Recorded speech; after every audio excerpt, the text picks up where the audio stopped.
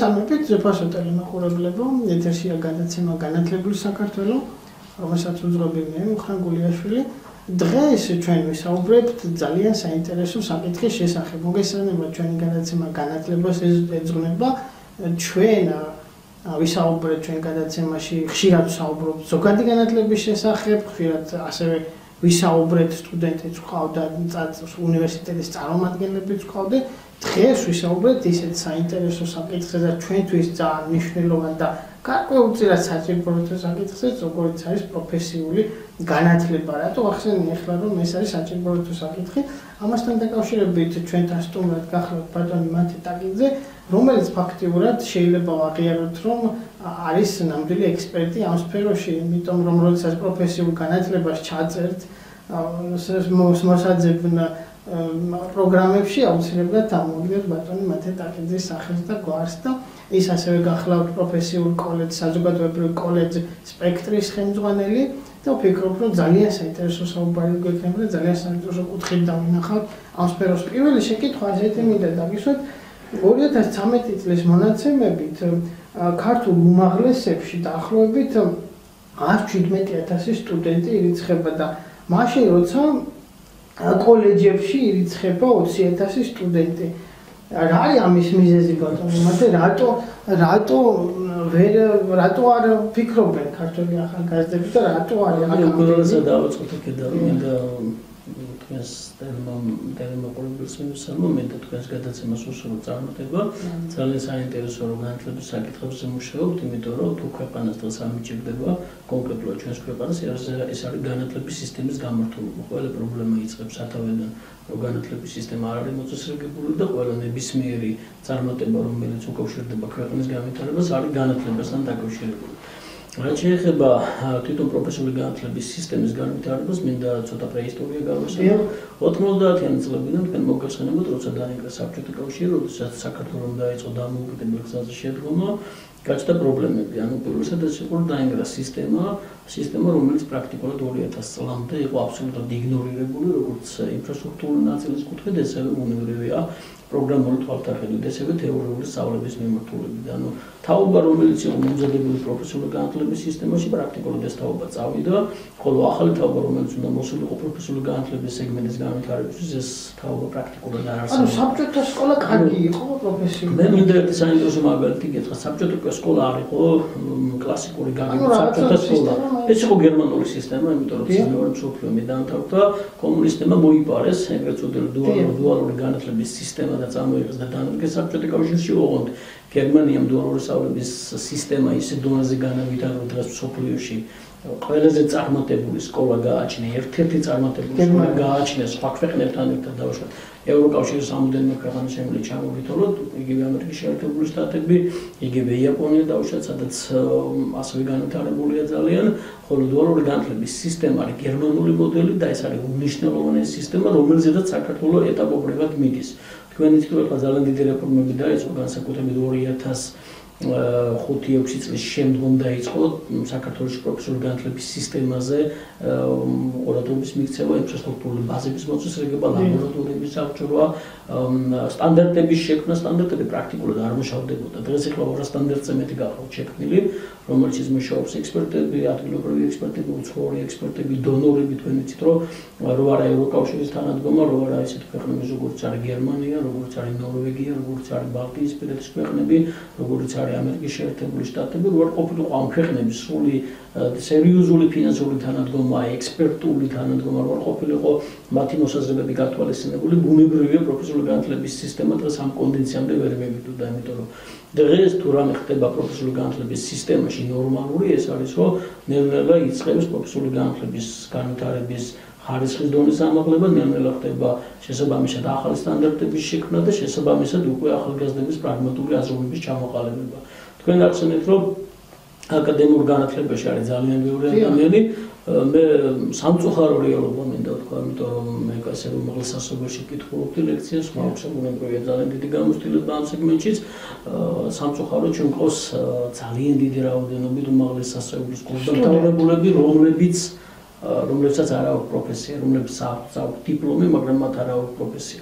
ძალიან ხშირ შემთხვევაში ბუნებრივია ეს ქმნის ქვეყანაში ძალიან სერიოზულ პრობლემებს და განცდებს იმისას, რომ როდესაც გვჭირდება კონკრეტულ დარგში სპეციალისტები, ჩვენ არ აქვს სამწუხაროდ და ამიტომ ხშირად ვიწევს ხოლმე უცხოეთიდან სპეციალისტების მოწვევა. იგივე ტექნიკური ინჟინერია იქნება, ასევე მართვის მენეჯმენტი იქნება, შესაბამისად გამომგონებლობა, საბუნებისმეტყველო მეცნიერებები და ასე შემდგომ. მიუხედავად იმისა, რომ შეიძლება სკოლები არსებობდა, ამის ტრადიციები არსებობდა, მაგრამ სამწუხარო რეალობა ესე გახლავთ. რაც შეეხება პროფესიული განათლების სისტემას, თქვენ ასევე ახსენეთ ციფრი, მე მინდა გითხრათ, რომ დღეს საქართველოში არის დაახლოებით 19 პროფესიული სახელმწიფო სასწავლებელი, ხოლო დაახლოებით 80-დან ასამდე კერძო სასწავლებლები. ოღონდ აქ განსხვავებები საკმაოდ დიდი გახლავთ. კერძო სასწავლებლებში ძირითადი მიმართულებები გახლავთ ისეთი, როგორც არის სამედიცინო მიმართულებები, IT ტექნოლოგიები, ტურიზმის სეგმენტი და ასე შემდგომ.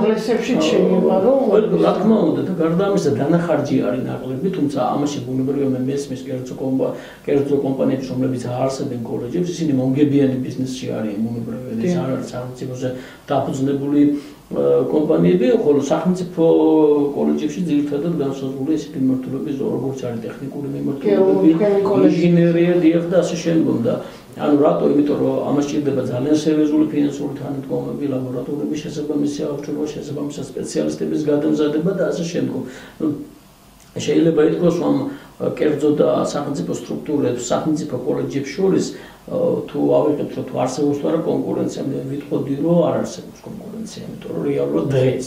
თუმცა მე მაგალითად მომხრე ვარ იმისა, რომ აბსოლუტურად უნდა მოხდეს საბოლოო ჯამში ეს ნებისმიერ ქვეყანაში გარდაუვალი პროცესი გახლავთ, რომ გაკერძოვება, ანუ კერძო სტრუქტურად გარდაქმნა ნებისმიერი სასწავლებლების, თუმცა უნდა არსებობდეს სოციალური მიმართულების, კი, რა თქმა უნდა, სოციალური სისტემის სასწავლებლები, სადაც ადამიანებს, რომლებსაც არ აქვს ფინანსური საშუალებები, ბუნებრივია მათ გქონდეთ საშუალება განათლების ხელმისაწვდომობის, იმიტომ რომ დღეს თქვენ იცით, რომ პროფესიული განათლება გახლავთ აბსოლუტურად უფასო, ფინანსირდება ყველა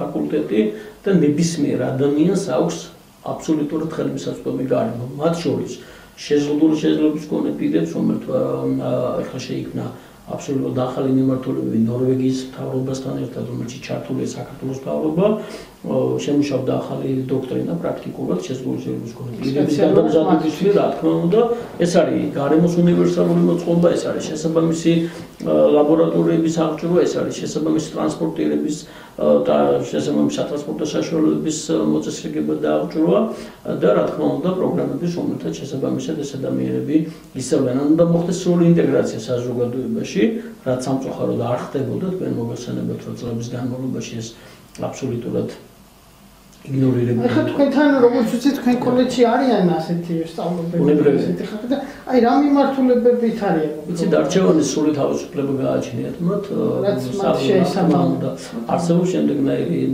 მიდგომები, თავის მშობლებთან ერთად დამოუკიდებლად, სრულწლოვანების შემთხვევაში დამოუკიდებლად, შესაბამის დარგების გაცნობის პერიოდში მათ ეხმარება ჩვენი სამი სპეციალისტი, რომელიც გადამზადებული არის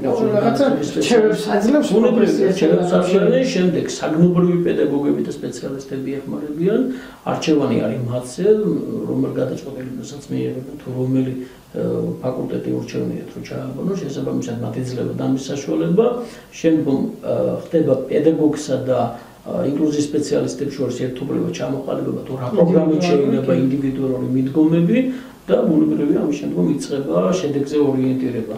შედეგს ჩვენ ვთვლით იმას, რომ მოხდეს მის საზოგადოებაში ინტეგრირება, მოხდეს მის მიერ სპეციალიზაციის ათვისება, ჩვენ უახლოესი პერიოდის უკან დავასაქმეთ ჩვენთან ჩვენი კურსდამთავრებული ნათია, რომელიც გახდა სტუდენტთა სერვისის კოორდინატორი, ეს არის ძალიან წარმატებული ადამიანი, იმიტომ რომ საუკეთესო იყო თავის ჯგუფში და შესაბამისად დღესაც ნათია ვთვლი, რომ ის ძალიან წარმატებული თანამშრომელი არის ჩვენი კოლეჯის. ასეთი შეკითხვა მინდა დაგისვათ, ახლა ხშირად მოსწავლეებს კოლეჯში მიღება, როგორც ვიცი, არის 9 კლასის შემდეგ, 9 კლასის ატესტატის შემდეგ. მე მაგალითად ჩემთვის შეადავსვიეთ შეკითხვა, იგივე ადამიანებს, რომლებმაც დატოვეს 9 კლასის მერე სკოლა, თუ კოლეჯში წავა, ის ვთქვათ, ასეთი მოსწავლე, ან სტუდენტი, იმ სპეციალობასთან ერთად, სპეციალიზაციასთან ერთად, რასაც კოლეჯში შეიძლება თქვა, თქვენთან მოვიდა, მიიღებს თუ არა საშუალო სკოლის დამამთავრებელ დუალურ განათლების საჭიროებამდე სამწუხაროდ არა, იმიტომ რომ საერთოდ და ვერ მიიღებს, როცა მეცხრე კლასის ანუ ის საბაზრო განათლებას ღებულობს, მას შეუძლია მოვიდეს და გარკვეულ სპეციალობებზე ჩააბაროს, შესაბამისად მიიღოს დიპლომი, მაგრამ თუ კი მას უნდა რომ დაამთავროს საშუალო სკოლა, შესაბამისად ექსტრემის წესით მოუწევს მას განათლების ჩაბარება. ბუნებრივია ამას მათე რომ ჩვენთანაც ეს არის დუალური განათლების დღეს ჩვენ საკანონმდებლო ბაზა დუალური განათლების სისტემის არ ქონა ამაზე მიდის მუშაობის გაკეთდეს. ანუ ბავშვი ევროპულად კონდეს საშუალება პროფესიული განათლების დაუფლებისა და შესაბამისად ზოგადი საგნობრივი სწავლებისათანავე შესაბამისად გაეოს მე-10, მე-11, მე-12 კლასის კურსები და მიიღოს როგორც საშუალო სკოლის ასევე პროფესიული განათლების დიპლომები, ამ შემთხვევაში უფლება იქნება შემდგომ ჩააბაროს ერთიანი ეროვნული გამოცდებით აკადემიური განათლება მიიღოს. მე გეტყვით რომ ეს მოდელი არის ძალიან კარგად დანერგილი როგორც გითხარით გერმანიაში, იგივე დაუშვათ ამერიკის შეერთებულ შტატებში, სადაც ჰაისკულები არის, ჰაისკულიდან შეუძლია გადავიდეს ადამიანი დაუშვათ დაამთავროს ჩვეულებრივად გაიაროს 2 წლიანი პროფესიული განათლების სისტემა, თუ ის მიიღებს გადაწყვეტილებას რომ მას უნდა პროფესიული განათლება გააგრძელოს პროფესიული განათლების კუთხე, თუ უნდა რომ გააგრძელოს აკადემიური განათლების კუთხე, ჩვეულებრივად გააგრძელოს აკადემიური განათლების კუთხით მოღვაწეობას. ესე რომ ეს სისტემა ადრე თუ გვიან უნდა დაინერგოს, ამაზე ვმუშაობთ ექსპერტები, უცხოელები, ჩვენებით, ასე რომ შესაბამისად ფიქრობ, რომ ეს მოგვარებაც არის. აი ზუსტად ახლა ამას აქედან გამომდინარეა ჩემი შემდეგი შეკითხვა. თქვენ და როგორც თქვით და მე როგორც ვიცი, კერძო სექტორი ძალიან ასე ვთქვათ ეხმარება თქვენს პროფესიულ და ზოგადად პროფესიულ განათლებას საქართველოში, მაგრამ მე მინდა ვთქვა, სახელმწიფოსგან რა გჭირდებათ უფრო მეტი.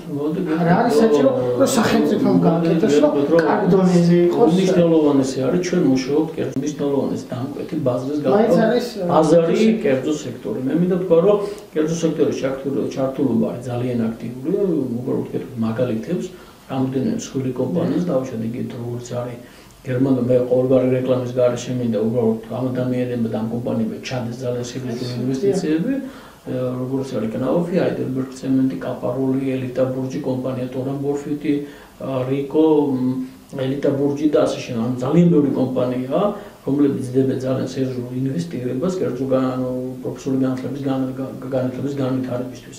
რა შედის ამაში? ლაბორატორიების აღჭურვა, პედაგოგების გადამზადება, უცხოელი ექსპერტების ჩამოყვანა, სახელმძღვანელოების დააბეჭდვა და მუდმივი ტრენინგები. ჩვენ გავაკეთეთ დისტანციური ჩართვის ლაბორატორია, სადაც უცხოეთიდან შეგვიძლია და უკვე ვაკეთებ და ვახორციელებ, რომ ძალიან ხშირად არის ჩართული უცხოელი ლექტორები.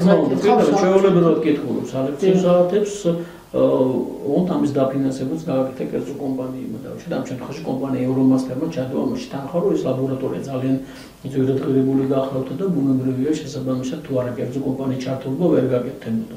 რაც შეეხება სახელმწიფოს, მინდა გითხრათ, რომ ბოლო წლების განმავლობაში ძალიან სერიოზული ინვესტიცია ჩადო სახელმწიფომ და ეხლაც მიმდინარეობს, ანუ მოხდა აბსოლუტურად ყველა კოლეჯისა და უნივერსიტეტების, სადაც განთავსებულია ფაკულტეტები პროფესიული განათლების მიმართულებით, მოხდა აღჭურვა, მოხდა სრული ინფრასტრუქტურული ნაწილის განვითარება, ახალი კოლეჯების აშენება, დაარსდა 2 ახალი კოლეჯი, რომლის მშენებლობაც მიმდინარეობს, შესაბამისად ეხლა ხდება მოდულურ სწავლებაზე გადასვლა და ამას სჭირდება ძალიან სერიოზული ფინანსური მხარდაჭერა, რისის საშუალებაც სახელმწიფომ გამოძებნა და დააფინანსა და ამ პროგრამის განხორციელებაში ბუნებრივია საქართველოს ეხმარება ევროკავშირი და მისი ფინანსური მხარდაჭერით და გარდა ამისა თქვენ იცით, რომ USAID-მა გამოაცხადა მილენიუმის ძალიან მნიშვნელოვანი პროგრამა, რომელიც არის უმნიშვნელოვანესი საგრანტო პროგრამა, რომელიც დაეხმარება საქართველოს პროფესიული განათლების კიდევ უფრო მეტად განვითარებაში და მე მინდა უთხრა მაყურებელს, პროფესიული განათლება ნიშნავს ძალიან წარმატებულ